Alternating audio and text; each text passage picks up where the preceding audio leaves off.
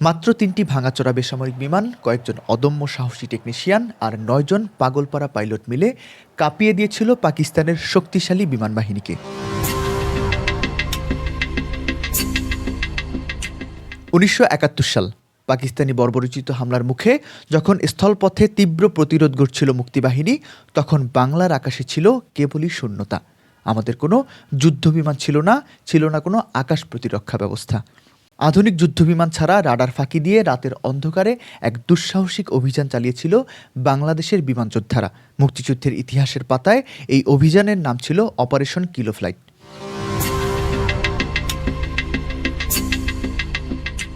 গল্পের শুরুটা হয় ১৯৭১ সালের মে-জুন মাসে।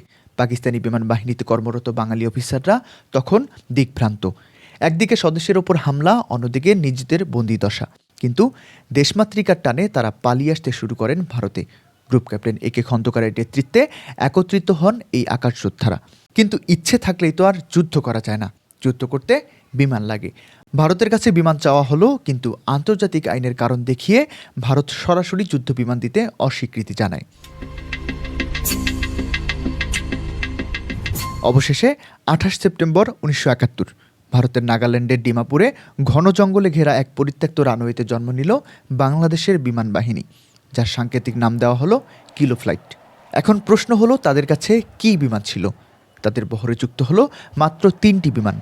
একটি DHC-3 অটার, একটি Alouette-3 হেলিকপ্টার এবং একটি DC-3 ডাকোটা বিমান। এগুলোর কোনোটি যুদ্ধ বিমান ছিল না। অটার এবং ডাকোটা ছিল মূলত পরিবহন বিমান, আর Alouette ছিল সাধারণ একটি হেলিকপ্টার। কিন্তু বাঙালি টেকনিশিয়ানদের মাথায় ছিল অসামান্য বুদ্ধি। তারা এই বেসামরিক বিমানগুলোকেই বানিয়ে ফেললেন মরণঘাতী অস্ত্রে। অটার বিমানের ডানার নিচে লাগানো হলো রকেট পড। হেলিকপ্টারের ফ্লোরে ঝালাই করে বসানো হলো ১ ইঞ্চি পুরু স্টিলের প্লেট, যাতে নিচ থেকে গুলি করলে পাইলটদের ক্ষতি না হয়। আর সাথে লাগানো হলো মেশিন গান। সবচেয়ে অদ্ভুত ছিল ডাকোটা বিমানের গল্প। এই বিমানের মেঝের কাঠ কেটে একটি গর্ত করা হলো, হাত দিয়ে ধাক্কা দিয়ে বোমা ফেলার জন্য। পাইলট বেল বাজালে একজন অফিসার ম্যানুয়ালি বোমাটি গর্ত দিয়ে ফেলে দিতেন।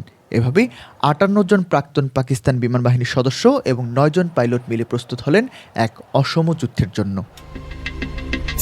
বিমান তো প্রস্তুত, কিন্তু ওড়াবেন কখন? দিনের আলোতে পাকিস্তানের আধুনিক স্যাভার জেটের সামনে এই ধীর গতির বিমানগুলো ছিল নস্যি। তাই সিদ্ধান্ত হলো, আক্রমণ হবে রাতে। ডিমাপুরের সেই জঙ্গলে শুরু হলো কঠোর প্রশিক্ষণ। রাডার ফাঁকি দিতে হলে উঠতে হবে মাটির খুব কাছ দিয়ে, গাছের মাথা ছুঁয়ে ছুঁয়ে। রাতের অন্ধকারে কোনো আধুনিক নেভিগেশন সিস্টেম ছাড়াই শুধুমাত্র কম্পাস আর হাতের ঘড়ি সম্বল করে তারা লক্ষ্যবস্তু খুঁজে বের করার প্র্যাকটিস শুরু করলেন। প্রতিটা মুহূর্ত ছিল মৃত্যুর ঝুঁকি, তবুও তারা থামেননি।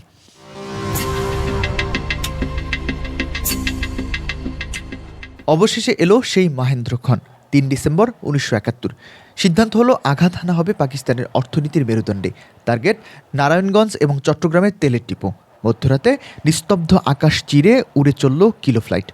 স্কোয়াড্রন লিডার সুলতান মাহমুদ ও flight lieutenant Badrul Alam Alouette helicopter নিয়ে এগিয়ে গেলেন নারায়ণগঞ্জের গোদনাইলের দিকে। অন্যদিকে ফ্লাইট লেফটেন্যান্ট শামসুল আলম ও ক্যাপ্টেন আকরাম আহমেদ অটার বিমান নিয়ে পাড়ি দিলেন দীর্ঘ পথ, লক্ষ্য চট্টগ্রাম ইস্টার্ন রিফাইনারি। রাত তখন গভীর। হঠাৎ বিকট শব্দে কেঁপে উঠল নারায়ণগঞ্জ আর চট্টগ্রাম।